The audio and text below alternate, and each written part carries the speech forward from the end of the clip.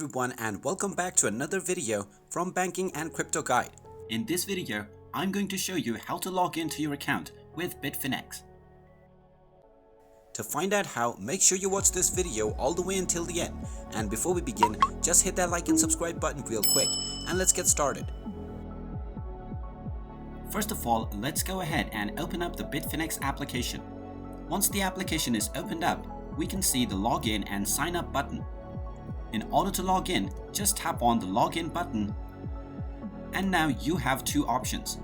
You can either use a QR code that is associated with your Bitfinex account and scan this code to log into your account, and you can also use a login key to log into your account.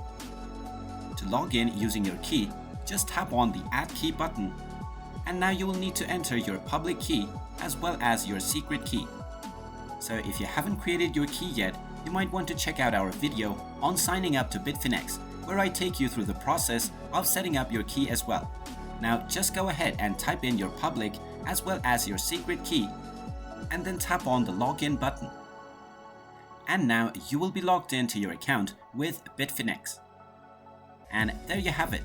That is how easy it is to log into your account with Bitfinex.